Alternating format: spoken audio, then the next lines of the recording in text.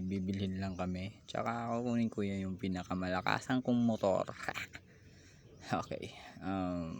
Ikot konti. Tapos, ayun. Smile, smile.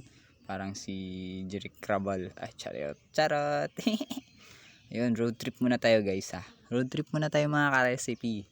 Kasi may bibilhin lang ako sa palengke. Pero medyo malayo din naman. Mga 1,000 kilometro. Joke lang. Charot. Malapit lang. Konti lang naman. Para meron ako may upload mamaya. Tsaka, ganoon talagang buhay.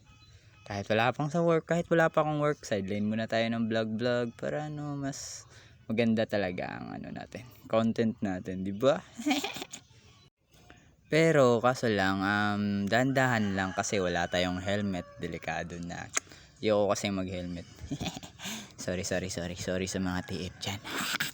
Pero malapit lang. Kaya nga, dahan-dahan lang kahit walang helmet. At saka hindi na tayo magpabilisan kasi darating din naman tayo sa patunguhan kung saan tayo mapadpad. Joke lang. Palengke lang. Ano ba yan? Kaya dahan-dahan lang sa pag-drive. Mga mga 20 lang. Mga 20% lang yung takbo ko. Ganon. So ayun, malapit na ako sa Barrio Tubod, Davao del Norte. Shout out. Ano ba yan? Nabubulol na tuloy. Shawi pala sa inyo mga taga Davao del Norte, sa mga tubod dyan, Barrio Tubod. Dito kasi ako mahilig mamalengke. Kaya ayun, malengke lang ako ng saglit ng konting ingredients lang. Kaya naglalakad kami ng jowa ko. sabi kasi sali ka sa camera. Sabi niya yun, hindi daw siya sanay sa camera. Kaya ayun, ako na lang ako. Pero sige lang. Pero okay lang naman. Nahihiya daw siya, hindi pa siya sanay. Pero darating din ang araw, masasanay din yan. Pero ayun, nandito na ako sa favorite kong palengke dito kasi mga gulay nila dito napaka fresh, sariwang sariwa, bago pa talaga. Walang pakay, grabe. Walay pakay, grabe, sariwang sariwa. Ayun, tingnan nyo. Saka mura lang mura lang talaga, promise.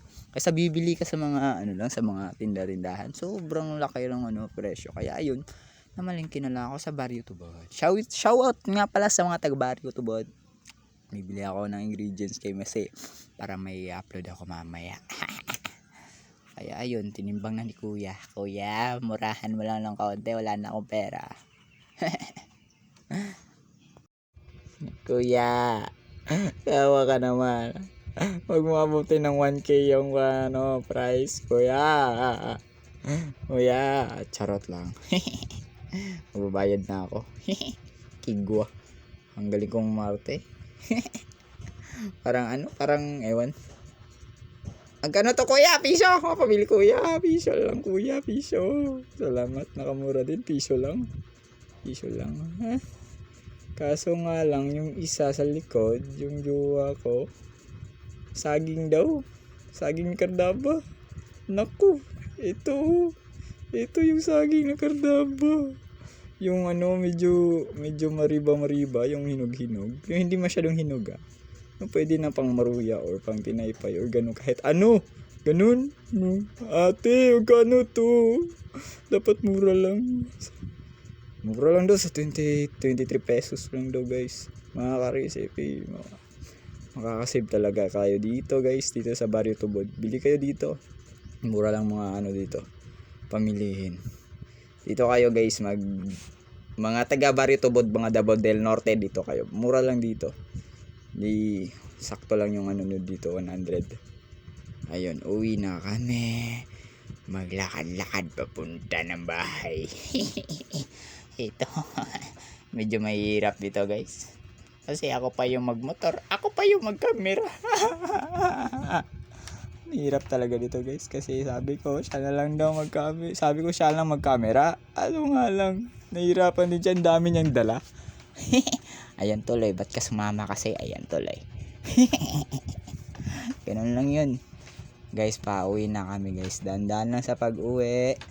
So medyo dito nahihirapan kami dito. Sa kanya yung lahat yung dalahin, mga binili. Tapos Ako magdadrive at saka hawak ko yung cellphone. Ganun lang, o, di ba? Di ba? Hawak ko yung cellphone, guys. Isang kamay ko lang dito, pero kabisado ko naman tong motor na to. Pero mga 20% lang yung takbo ko dito. Pero always kampante, ano lang, be careful.